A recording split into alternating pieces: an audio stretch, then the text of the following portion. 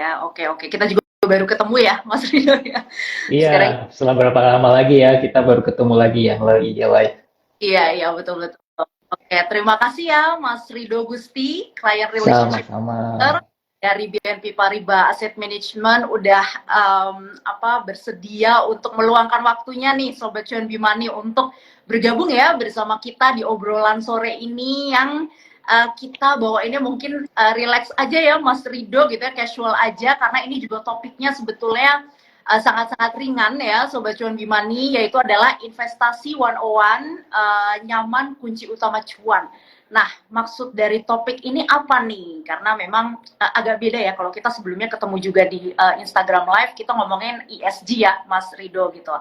Jadi mungkin untuk kita tahu ya topik ini tentang apa, mungkin langsung aja ya kita masuk obrolan kita nih, Mas Rido. Nah, sebelumnya mungkin Mas Rido ini adalah tadi ya seperti yang aku sudah sebutkan, Client Relationship Manager di BNP Paribas Asset Management gitu ya. Dan mungkin sekilas juga ini adalah bagian dari BNP Paribas Group ya yang bergerak investasi gitu dalam bidang pengelolaan investasi. Nah, BNP Paribas ini udah berdiri sejak tahun 1992 ya Mas Rido ya. Dalam Yes, betul sekali.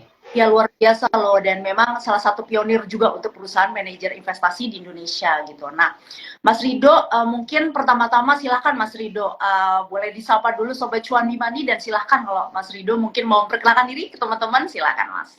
Ya, baik. Selamat sore, Sobat Cuan Bimani, dimanapun berada.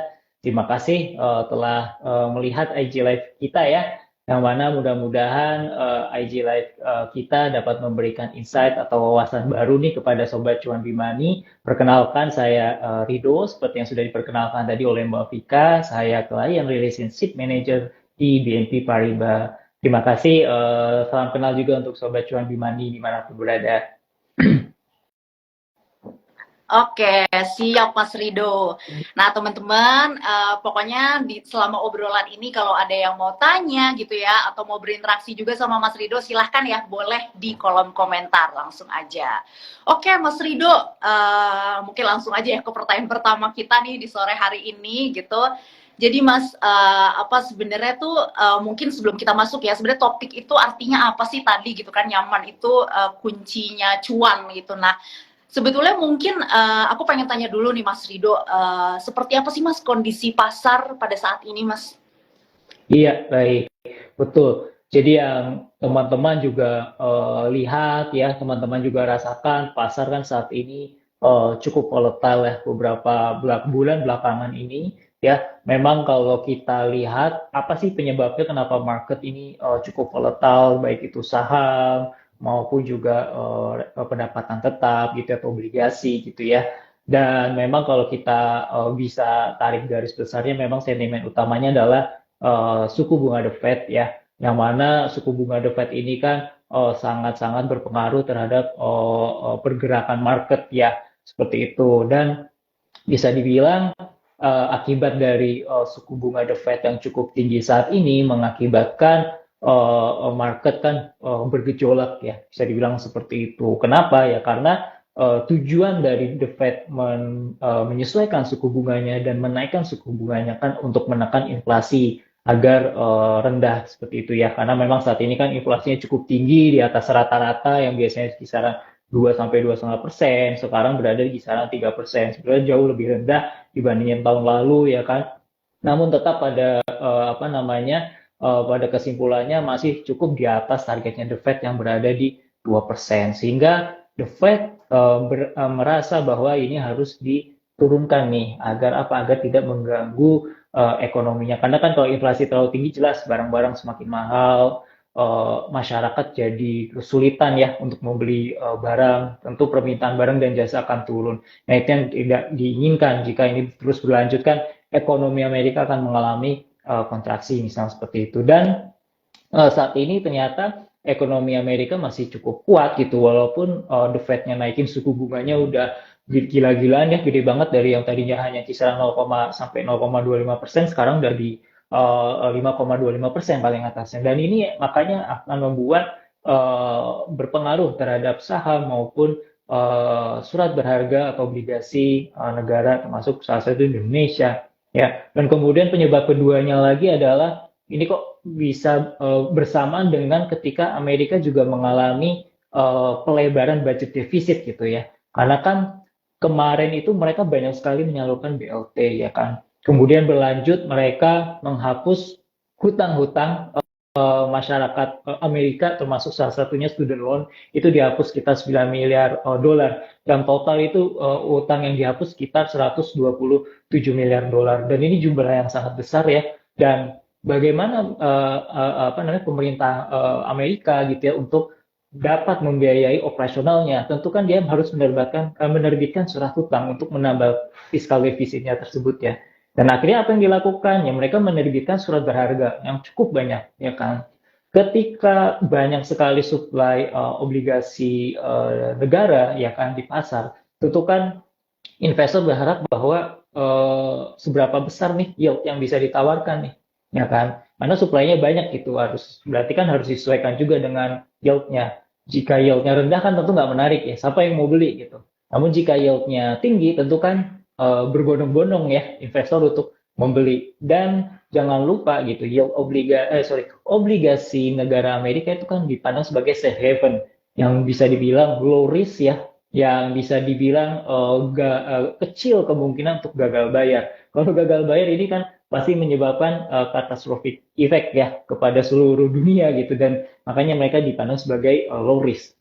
Nah, makanya dari itu akhirnya yield ikut naik ya di sana naik. Kemudian dolar indeks juga naik. Kenapa? Karena dolar itu kembali ke negaranya lagi kan, seperti itu. Sehingga Indonesia juga ikut terpengaruh. Nah, makanya dari itu kayak yield kan sempat ke 5%, yield obligasinya pemerintah Amerika yang 10 tahun ya. Kemudian dolar indeks sempat naik ke 106, padahal biasa di bawah 100. Ini akibat dari tadi ya, pengaruh kombinasi dari kebijakan The Fed yang menaikkan suku bunga cukup tinggi dan juga budget defisitnya Amerika yang juga lagi meningkat. Ya, jadi inilah yang mengakibatkan gejolak di pasar ini terjadi. Dan di Indonesia bagaimana? Nah, Indonesia kan karena tadi pengaruh dolar AS-nya sedang menguat, yield obligasi di sana juga lagi bagus, kan capital outflow ya. Karena Indonesia dipandang sebagai negara resiko tinggi, emerging market gitu ya. Tentu kan membuat investor keluar capital outflow. Kapan lagi di negara yang aman, safe risk gitu kan ya, dia bisa memberikan yield yang cukup bagus. Nah, dan kemudian juga di Indonesia harga komoditas yang tahun lalu menjadi daya atraktif ya bagi investor asing untuk masuk gitu ya. Harga komoditas kan tahun ini sedang normalisasi ya. Harga batu bara yang tadinya ya bisa dibilang gila-gilaan tahun lalu sekarang sekitaran 120 jadi cukup rendah. Dan pengaruh ini juga membuat daya atraktifnessnya apa namanya Indonesia juga sedikit berkurang ya apa ya kira-kira sentimen yang bisa membuat inflow asing itu kembali masuk. Nah, saat ini kan belum ada kita lihat karena memang pengaruh dari The Fed ini yang masih cukup kuat ya. Walaupun kalau kita lihat Indonesia secara fundamental kan cukup bagus ya Mbak Vika. Pertumbuhan ekonomi masih ya range-nya masih hampir 5%, lalu kemudian inflasi juga sangat rendah. Namun ya memang sentimen dari global ini nih yang membuat asing itu masih menahan diri ya untuk masuk ke negara-negara yang bisa dibilang beresiko lebih tinggi ya kemudian juga apa namanya kelihatannya juga Indonesia walaupun sudah menjelang pemilu kayaknya masih slow gitu ya inflow asing kayaknya memang pengaruh dari sentimen global ini masih cukup kuat kesimpulannya memang volatilitas saat ini masih cukup tinggi walaupun sudah mulai melandai ya kalau kita lihat kan minggu lalu ada beberapa indikator ekonomi Amerika yang memperlihatkan kelihatannya ekonomi Amerika sudah mulai cukup melandai ya, melemah ya. Seperti apa inflasinya sudah turun ke 3,2% dari yang sebelumnya 3,7%. Terus pengangguran juga naik ke 3,9% gitu ya dari yang level 3,5. Tapi overall memang landainya itu belum meyakinkan The Fed untuk mereka berani declare bahwa mereka telah menang nih melawan inflasi gitu. Jadi makanya The Fed ini masih masih uncertain juga. Nah, ini yang akhirnya berpengaruh juga nih ke sentimennya market juga ya. Makanya market tuh cukup cukup volatile. Jadi di sekarang ini bad news is good news for the investor gitu kan. Artinya wah kayaknya kalau semakin indikator ekonomi Amerika semakin melemah The Fed kayaknya bakal stop nih menaikkan suku bunga dan mereka mungkin sudah memproyeksikan nih kapan The Fed akan menurunkan suku bunga dan kalau kita lihat di survei CME Fed Watch itu kan di bulan Mei ini kelihatannya The Fed akan menurunkan suku bunga itu kalau nggak salah surveinya 40% yang mengatakan demikian gitu. Memang kelihatannya cukup optimistik gitu ya, tapi ya market kan seperti itu ya.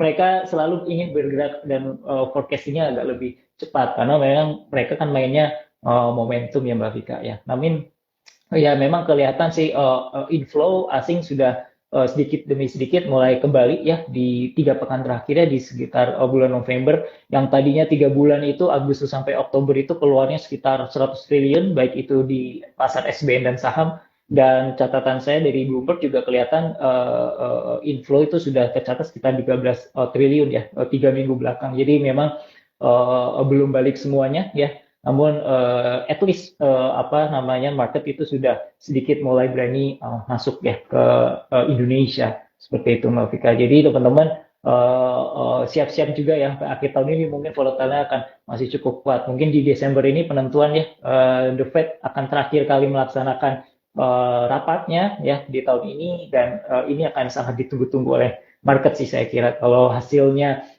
cukup sesuai ekspektasi bahwa suku bunga sudah berhenti, sudah cukup, dan The Fed menyatakan bahwa ini kira-kira mereka sudah di puncaknya, bisa jadi ini akan membuat sentimen yang positif di market dan pas banget Desember ini momentum biasanya window dressing ya, Mbak Vika.